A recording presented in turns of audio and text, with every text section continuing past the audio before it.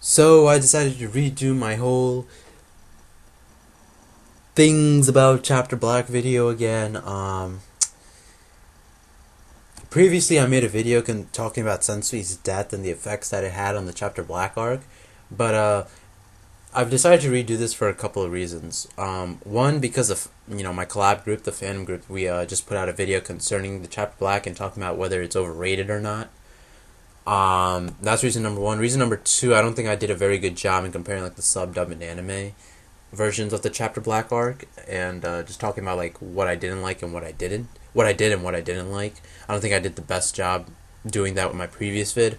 And two, I just think it would be better for me to talk about the arc, the entire arc, and instead of me just talking about like Sensui's plan, because you guys already know, like I have major issues with Sensui's plan, but because Sensui's plan is so integral to the arc in itself, I might as well just do an entire arc review. So that's why I'm calling this video arc reviews Chapter Black arc. Now I don't want people to get it twisted. This isn't meant to start like a new series or a new segment on my channel called Arc Reviews, where I review story arcs. The purpose of this vid is just to get my feelings out about the Chapter Black arc rather than start an entirely new video series. So, with that being said, let's talk about the Chapter Black arc. I have problems with it, but I do think that even with some of the major problems that it has, I still think it's the best arc in Yu Yu Hakusho. That's pretty much my feelings about it in a nutshell. I guess I can start off with the things that I don't like about the Chapter Black arc. Yeah, I'll start off with that and then I'll move on to the good stuff. So, the first thing that I don't like about the Chapter Black arc is the Sensui 7 group in itself. I'm not talking about like Sensui's 7 personalities, I'm talking about the actual henchmen. Outside, and you guys have heard me say this before, outside of Game Master and Doctor, the Sensui 7 are a very subpar group to me. Sniper was really built up to be like this sort of very cool, calm, collected sort of member.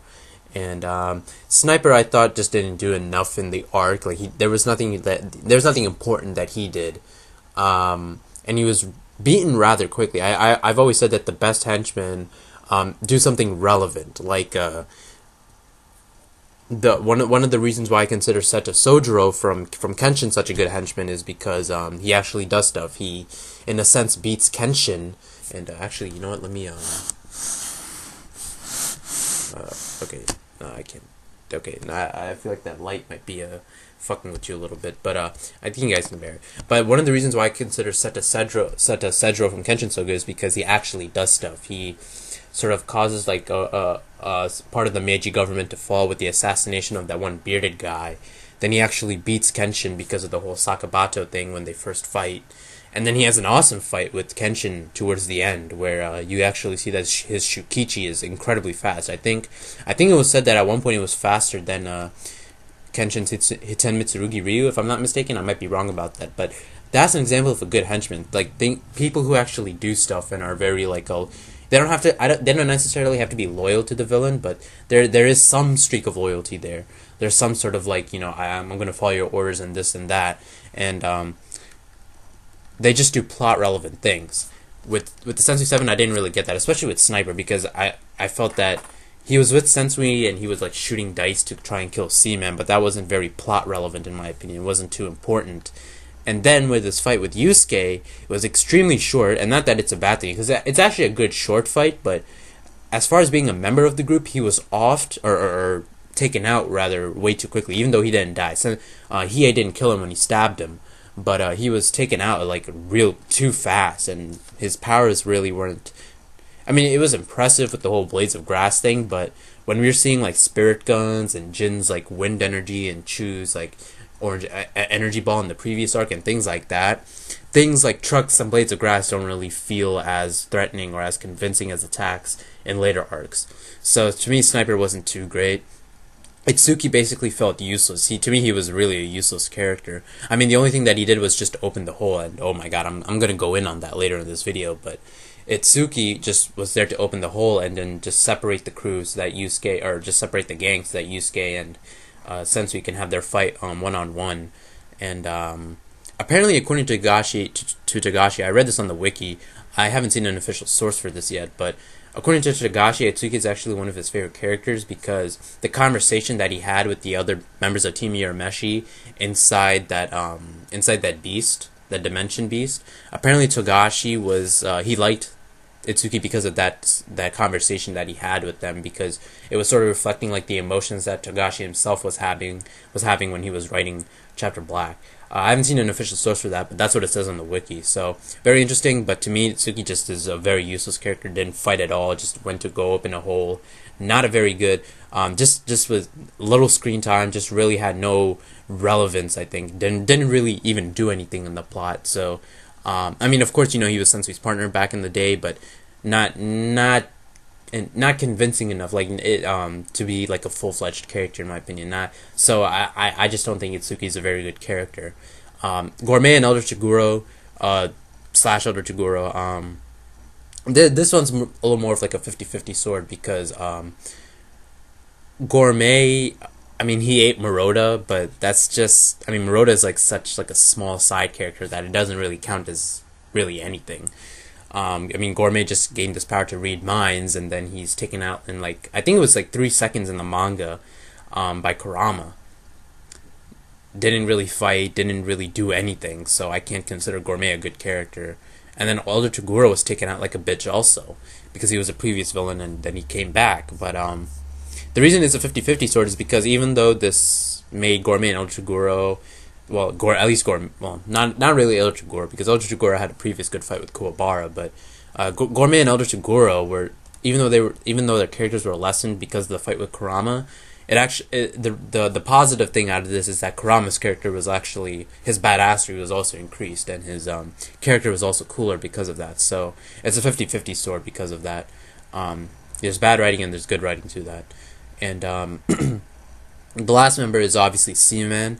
Seaman got development because he went from villain to hero, but didn't really feel threatening or convincing enough as a henchman. I mean, he did stab Kuwabara's friend in the knee when he was using like his water demons and then trapping them and encasing them. But really, I didn't feel that he was a very important character in the arc. He had that one thing against Game Master, like that whole tennis match thing, but I don't know, the combat abilities was just not very the character in itself I felt wasn't there. It wasn't good enough. So to me, and the whole thing with Seaman, there just wasn't enough action on his part. And I'm not talking about fights. I'm just talking about like decisions and decision making and actual like body movement and going like doing something. There wasn't enough of that with the other members of the Sensui 7 besides Game Master and Doctor. And the reason Game Master was so good is because he challenged the entire cast. He challenged Genkai, he challenged Seaman, he challenged Ikaicho, and he challenged Kurama. And he actually made them work. Doctor was sort of the same way in the sense that even though his fight with Yusuke beat him rather quickly, Doctor was actually, he was like very villainous. Like his character was very like evil and villainous, and that really sold him as a good henchman. So that was good. I mean, you guys saw it, like he was in the hospital and he wanted all of humanity to die because he found them like ugly or something. I don't remember the exact reason, but those two I think were really good, and the fights that they had were also really good. So that's my first problem. Sensui 7 is not a very good group of villains in my opinion. Number 2 is I didn't like Sensui's Rishuken. And what I mean by this is I liked Sensui's Rishuken, but I didn't like the inclusion of Sensui's Rishuken in the Chapter Black arc. One of the reasons why action was so good in the previous arcs before Chapter Black in Yu Yu Hakusho was because it didn't really focus like on fighting styles like crane style or turtle style or tiger style, or you only use like a specific limb of your body. It was always just like brawling, street fighting, demon blast, energy blast. Like that's what made the fights good.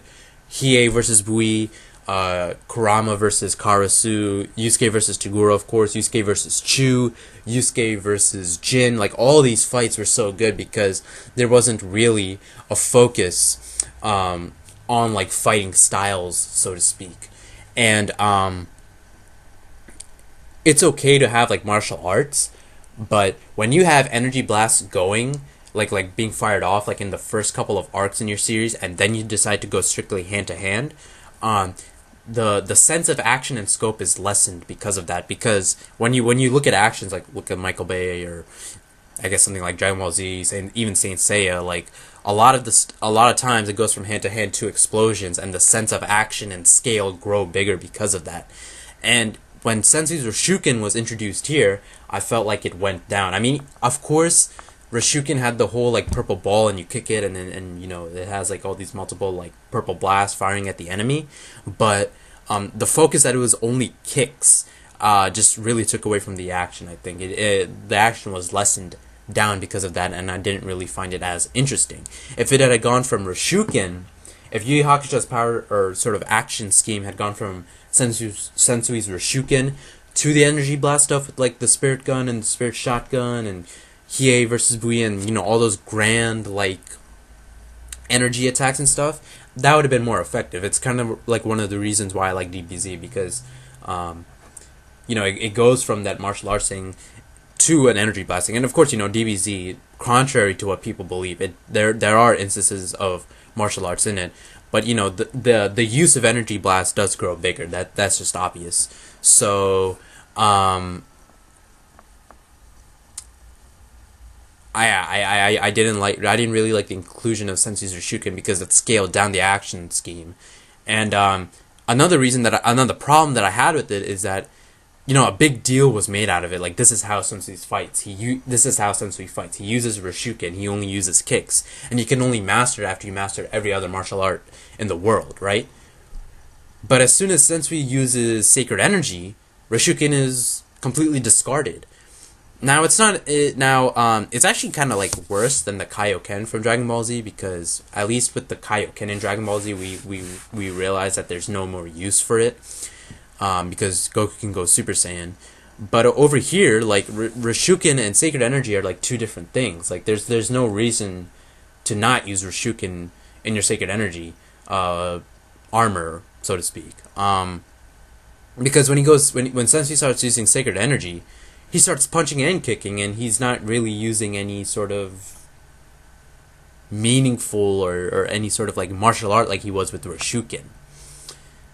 Very weird, and I don't know. It's just weird that Togashi would write Sensui to have this thing called Roshuken, and then quickly discard it when you have Sacred Energy, and it's just completely gone. So that's number 2. I didn't really like the inclusion of Sensui's Roshuken too much, even though it is a cool fighting style.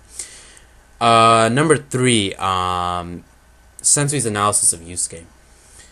Sensui says that Yusuke has advantages over him when they fight in the cave. He says he has better speed, stamina, and strength.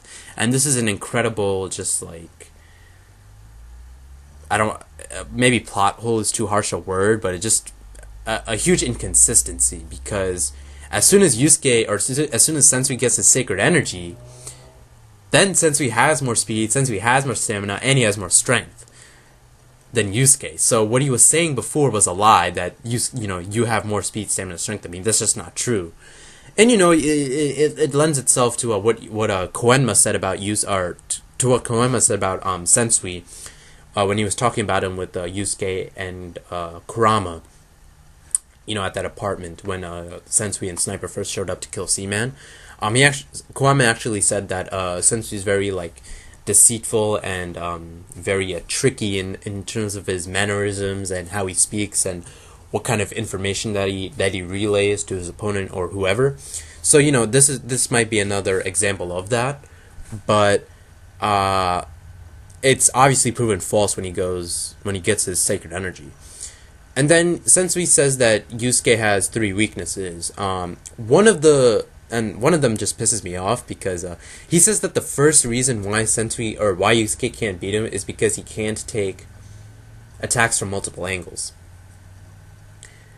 This doesn't make any sense to me, because what was the point of Yusuke then creating the Spirit Shotgun? Because a shotgun's blast radius, so to speak, like a real shotgun, not the Spirit Shotgun, a real shotgun, the blast radius is like all in front of you. Like, it's supposed to cover your entire front and the left and the right areas, right? And of course, it can't cover your back, but what attacks, not only in anime and manga, but just in real life, ever do cover your back? And very few, just like a very small amount of attacks actually guard against like every single angle from which you can take an attack from, right? So, that was just that reason was just very retarded to me. Like, he can't take attacks from multiple angles. He has spare shotgun. Like, it shouldn't be much of a problem. And before, we never even saw Yusuke like have any problems with taking attacks from multiple angles. When he fought when he was remember when he was in Genkai's training, or when he was training to be, when he was competing to be Genkai's disciple, and there was this portion when he was running through the forest. And then there's the scene in the anime where it starts like where like these bats appear and they start attacking him, and you see that he's actually handling those attacks like pretty well because he does beat them. So once again, that's just an inconsistency to me. And of course, the spare shotgun, like it expands like to the left and right, and then at times, if I'm not mistaken, it can home in on a specific person. So that's one thing I didn't like, and then I think it's the second or the third reason, but Sensui then says that Yusuke can't beat him because Sensui has higher energy. And this should have been the only and main reason why Yusuke can't win, because strength is usually determined, at least in Yu Yu Hakusho, by how much energy you have. It's why Yomi beat Yusuke at the end. It's why Makuro beat Hiei at the end of the Three Kings tournament. It's why who else? It's why Yomi beat Shura. It's even why Yusuke beat Sensui at the end of this arc. It's all about the energy. So this should have been the main and only reason why Sensui was better than Yusuke, because he just had more energy. I mean, he was stronger, he was faster, he was more durable, and that should have been the only reason. I don't know why Togashi decided to include the other reasons when they really didn't hold much weight, in my opinion, considering what we had seen earlier in the series and some of the attacks that we had seen Yusuke develop. So that's point number 3. I just didn't like those reasons that Sensui gave that why Yusuke couldn't beat him, and because it served to be like very insightful into Yusuke's character. At least that's what the aim was to be. But to me, it didn't make any sense. And now we get to point number 4. Oh boy, Sensui's plan. You might as well call this shit Swiss cheese. So I'll just start off like from the beginning of the plan, like what Sensui needs. So Sensui needs a person who has to cut dimensions in order for his supposed primary objective to work.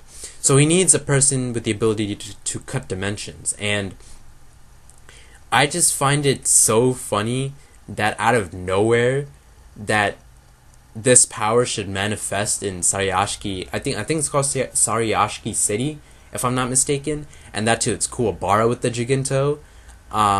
Like what are the chances that Sensui's in a city and then the power that he's looking for just happens to be there, when like all these other different powers are developing within other people, like Maroda. He can read minds, right? So like all these different powers are developing, and it just so happens that the dimension cutting power can just appear out of nowhere. So that's one thing that I let it slide because it is Yu Yu Hakusho, it is shonen, and these sort of random things do happen. So it's okay to sort of like take it into consideration and say, oh, okay, you know what, this isn't as bad writing or as contrived writing as we make it out to be. It's just something that the plot needs. So to me, I actually don't really have too big a problem with it. I just find it incredibly lucky that this power would develop like in that city. So that's the first thing about Sensui's plan. Second thing, maybe my biggest gripe with it, the SDF. Sensui, after he saw the Festival of Blood, as it's called in the dub, I'm not sure if that's what it's called in the sub, but I know that's what it's called in the dub, the Festival of Blood, where he saw like the humans like essentially torturing all those demons, right? And there's Sensui sees that, and he spends his life after witnessing that event trying to make a hole so that demons can come through that hole and destroy human world, right? Here's where the SDF comes into that, because the SDF have the power to seal the hole. We've seen that before, or we have seen that in the series, that they have sealed the hole, and that they can even create holes, as we saw with the Three Kings arc. How does Sensui not know about them? Because if you guys remember, when Sensui dies, he actually has an illness, so he's going to die like rather soon, right? So at this point, Sensui has made a plan. He has this plan, that he wants to kill all of humanity, essentially. And because he's going to die, right, that means he should make sure his plan succeeds, correct? But he doesn't take any countermeasure to make sure that the SDF, or to make sure that his hole stays open, rather. Like, there is no precaution that he takes. Here's the reason why you should have known about them. Point number one is, first of all, the SDF were feared by demons all over, like in Demon World, some of the ones that were hiding in Human World, and some of the ones that may tend from time to time may tend to appear in Spirit World. The SDF are feared by demons all over, like those three regions, all over. Like, demons know about them. In fact, the blue-haired member of the SDF was known for cornering Yoko Kurama when he was a demon before he entered Shuichi Minamino's body. And he was an A-class demon, right? Itsuki should have known about them. That's the first reason why Sensui should have known about the SDF. Itsuki should have known about them because Itsuki was a demon, and he was on the run from Sensui, and most demons, if not all, know about the SDF. Actually, well, it said that all demons pretty much know about them, so Itsuki should have known about them. But it seems like he didn't even bother to warn Sensui about the SDF and their supposed power to heal the hole. Their supposed power to heal the hole. And the second reason why Sensui should have known about the SDF was he was working under Koenma. And the SDF, I mean, even though they're King Enma's forces, you would think that Sensui should know about them because he works under Enma's son, Koenma. So those two reasons those two things are reasons why Sensui should have known about the SDF and why they had the power to heal the hole. Because of Itsuki, and because of the SDF being feared by demons, and because he worked under Koenma. And he should have known about them because he was a spirit detective. So it's just very weird to me that Sensui would go through all this trouble to create a hole and not do anything to make sure that it stays open even after he dies. Very dumb to me. And it goes even deeper than that. So like that is one of like my major gripes with Sensui's plan. But let's move on to the third point. So I said Jigento, which isn't really too big, and then the SDF. Now let's go on to the third point. The best part about this is that we later learn that in the series that you don't need a hole to pass between demon and human world. How? Look at Hokushin, look at Seitei, look at Toho. When they appeared inside Kuroko Sanada's house, we actually saw how they traveled between demon and human world without the use of a hole. And you guys remember, Hokushin opened his chest, and you see some brain pulsating, like some sort of like organism on his chest that's just like pulsating and gyrating. And that actually lowered his power, Hokushin's power, from an S class to a D class demon.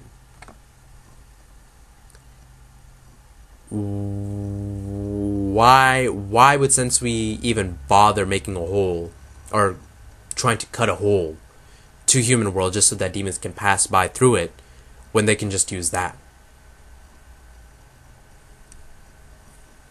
A hole is not needed for demons to pass through the worlds of human and demon world. And so that's point number 3. Like there was just no point to the hole. You could just use that pulsating brain-like organism that Hokushin used, and any demon that was even interested in taking over human world could just use that and just come into human world and take it over and kill all of humanity or whatever. And that leads into my fourth point. how many S-Class demons were even interested in taking over human world? How many, well, I guess in Sensui's case, it would be killing humanity rather than taking over the world, but how many S-Class demons were even interested in doing that? Say it with me, only one. Only one S-Class demon. And that was Yomi. Yusuke was S-Class, he wasn't interested in it. Kurama wasn't interested in it. Hiei wasn't interested in it. Genkai's disciples, Chu, Jin, Shishiwakamaru, them, when they were S-Class, they were not interested in it. Mukuro was not interested in it. And we actually know Mukuro was not interested because when Raizen died, he told Yusuke to side with Mukuro to fight Yomi, because that's what Yomi wants to do. Yomi is really the only one that wants to go into demon world or human world and eat as many humans as he could. Mukuro was not interested in that. That's why Raizen told Yusuke, you have to go side with her. So out of all the S-Class demons that we see in Yu Yu Hakusho, and you can include Raizen's friends, actually Enki was against flooding human world, because when he became king, he made that law. Just don't interfere with human world. That was the law. That was the one law that he enforced. It was only Yomi. So let's look at Sensui's plan right now. He wanted to create a hole to demon world that just so happened to rely on a power that just so happened to randomly appear, which is okay writing. It's shown and I get it. But then Sensui, because he was going to die rather quickly, didn't take any precautions necessary to make sure that the hole stayed open for his death. The hole was not even needed in the first place for demons to flood human world if they wanted to. And demons were really not even that interested in flooding human world and killing all of humanity and eating them or whatever. Freaking retarded. Just a half-assed plan. Just stupid. And then finally we learn about Sensui's true goal in his deathbed. Sensui's true goal was never the destruction of humanity, right? The whole destruction of humanity thing was more of like a secondary objective for him. And this is where I'm gonna differentiate between the manga, the Japanese version of the Yu Yu Hakusho anime, the sub, and the dub. The manga has Sensui's true goal being the manga has Sensui's true goal being that, or am I even talking right? The manga has Sensui's true goal to be that Sensui wanted to go to demon world to die and be reborn as a demon for penance for all the indiscriminate killing that he did as a kid against demons when he was a spirit detective. Not as a kid, but rather as a spirit detective. That was his primary goal, to go and die and be reborn as a demon in demon world as penance. That's the manga. The sub says that, sort of changes that a little bit. They actually take out the whole thing about Sensui being want to be reborn as a demon. That is completely erased from the anime, from the subbed version of Yu Yu Hakusho. He's just going there to die for penance. So the whole rebirth thing is actually something that Togashi only included in the manga. And then the dub completely changes this. The dub has Sensui's goal not only wanting to die in Demon World, but wanting to unite demons and humans. Some of you guys don't remember this, but when Sensui's dying in the English dub, he looks at Yusuke and says, "You were humanized in a demon's body, and then demonized in humans." And because he saw Yusuke like that, he said, this is verbatim, he collapsed the boundaries between the two races that Sensui would have never thought possible. And because he saw those boundaries collapsed, then he could die in peace. So Sensui's true goal was actually to go to Demon World to die, but after he fights Yusuke, it's more about the whole unification of demons and humans, which is never going to work. And the dub just completely fucks this up because, first of all, it changes Sensui's character. Number two, demons and humans probably can't exist that well with one another because what we learn later, demons eat humans. They eat humans. It's the entire main issue of the next arc, the Three Kings arc, the final arc. And then number three, you're trying to tell me that Sensui went through this whole plan to open a hole to Demon World, only for him to die in the dub, and then say that he actually wanted humans and demons to live with one another? Doesn't make any sense. I did not like that dub version of Sensui's death 70% at all. There was, like, the voice acting is good, there were some good things about it, but just in general, it was just a very bad dubbed scene. Not a very good scene. So, what does this have to do with Sensui's plan, the whole true goal thing? Well, in the manga, and because this is not included in the animes, but in the manga, we actually see that he actually says that the hole that, Kuwabara, created by ripping the barrier with his jig and toe, that was actually sort of a gift from him to the demons so that they can come in and kill all of humanity. But like I said earlier, that was not necessary because one, not many S-class demons were even interested in killing all of humanity and eating them, except for Yomi. And number two, a hole is not even needed in the first place. All you have to do is just use that pulsating brain-like shit on Hokushin's chest to lower your power, and then go to a human world and just take it off. Now, there is one thing that I do want to bring up. If you guys remember when Hokushin showed that, he did say that he's not allowed to take it off until he gets back to Demon World. But that's not an excuse for why this can't work. If you guys remember, in Demon World, chaos rules. Chaos is the natural order.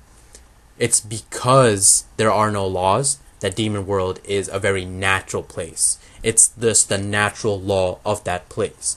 There are no rules to govern that place, right? So there are no rules. So you can assume that the whole brain-like thing, that restriction that Hokushin placed on himself, was actually something from Ryzen himself. It was probably a rule that was imposed by Ryzen on his kingdom, rather than it being some sort of like mandate from Demon World. So Yomi could have just easily went in, got that brain-like thing, put it on his chest, got into Human World, after he was past the barrier, just taking it off and just do whatever he wanted. There was no need for Sensui's hole or Sensui's plan at all. None whatsoever.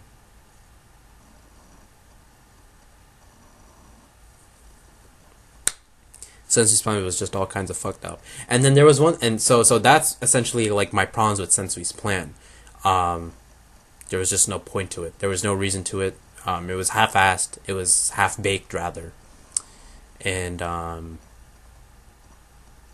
just not a very good plan. Not very well thought out. And I think that's, well, there is one more thing I didn't like in the chapter Black, but it's really with the anime version, because this does not have, I don't believe this happens in the manga, but there is this one point where Sensui actually starts killing demons in his fight with Yusuke. So after, Yusuke's fighting Sensui in Demon World, after he gets like the Mazuka power up, there is this one portion where the demons start to attack Yusuke and Sensui, and then Sensui goes like, I have no time for this in the dub, and fires like some sort of like mini final flash at them, and kills like 100 demons, or probably more than 100 demons actually. This is a direct inconsistency with this character, because like I said before, Sensui went there to die as penance for killing demons back in the day when he was a spirit detective, yet over here he's killing demons again in the anime. Like I said, I don't remember if this was in the manga, but that is just a direct inconsistency with this character. Just so stupid. And like I said, it makes it even worse with the dub, because like I said, the true goal is for him to bridge the differences between demons and humans.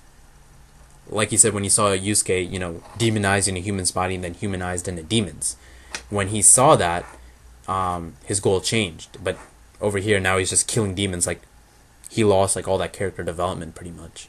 So that is one moment that I definitely do not like. I don't like in the anime, for sure. So yeah, those are my problems with Chapter Black Arc. The main one being Sensui's plan, just a fucking ridiculous, stupid plan. Now let's go on to what I do like. Even though I have problems with Sensui's plan, I do like Sensui the character. Sensui the character is described as this extremist by Koenma in the manga, and you can really see it. It's kind of obvious. He bases killing all of humanity. He wants to kill all of humanity based off of a select group of a group of few people, which is obviously the Black Club. That's that's extremely extremist, extremely extremist. Double entendre there, but extremely extremist, and I think that just really brings out the ruthlessness in Sensui's character. And you see it with Sensui when he goes Kazuya, and he has the gun and he's like shooting Yusuke riddled with holes. He's shooting him full of holes. You see with the sacred energy when he's like so overwhelming. Like he's just like this very overwhelming, charismatic sort of villain. Like you even see how he manipulated Game Master into doing what he wanted. So very interesting character, very complex character because of sort of the black and white view that he had and how it was like flipped inside out when he saw the Festival of Blood. And I don't know if it was said over time whether he developed those ideals, but he is great because of that incident. And one of the best panels that I've seen in a manga was actually during that incident when after Sensui kills all of them, all the Black Club members, Itsuki makes his way into the room and then he sees Sensui. And then, Itsuki mutters Sensui's name like in concern, like he goes like, Sensui. And then Sensui looks at him, looks at Itsuki, and then goes like, there was no man there. None. It's honestly one of the best panels that I've seen in a manga. And the reason why he said there was no man there was because they were just delighting in freaking torturing the humans were delighting in torturing demons. And that's just something that is very sadistic and evil and very unethical and unbecoming of the human condition. And that was just a beautiful panel when he was like, there was no man there, none. Just one of the best panels that I've seen ever. So props to Togashi for that, and Sensui's incredibly intelligent and complex character. I also liked Kurama's development in this arc because Kurama had that whole moment where he fought Game Master.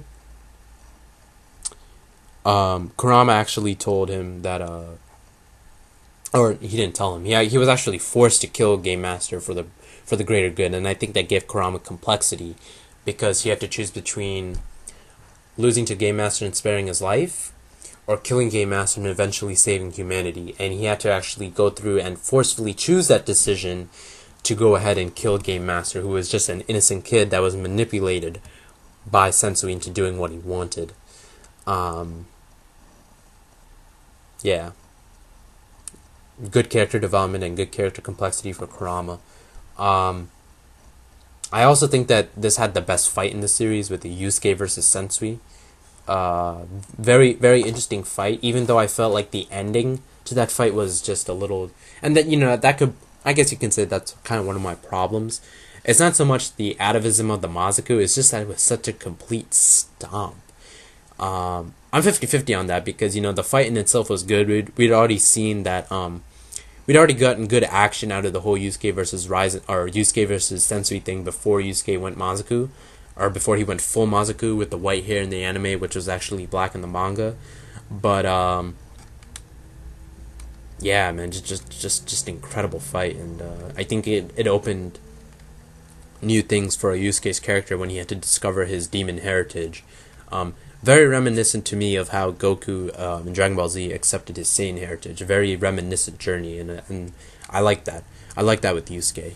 I also liked Kuwabara's his sort of like admission, or sort of like strength, and the strength of his bond with his friends, with Seaman, and then when he cried over Yusuke's death.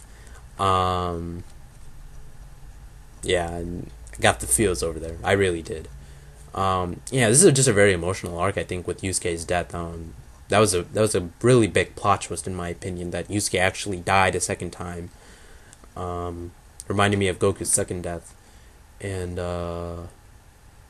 Hiei, I think, was also got development out of this arc because of how mad he was when Sensui killed Yusuke, and how he was actually fighting for someone other than himself for the first time, or well, for one of the first times.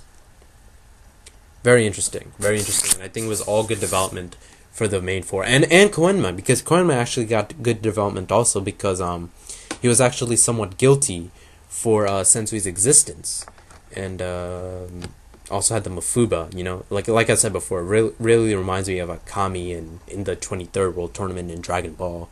The whole thing with Koenma, in the sense that he was responsible for a villain and he had the Mafuba wave. Very interesting. But yeah, I guess that's my analysis of the Chapter Black arc. I can't really think of anything else. I said good plot twist. The whole thing with Mazuka Yusuke and Yusuke dying. Good characters at least with Sensui, and good character development for the main cast.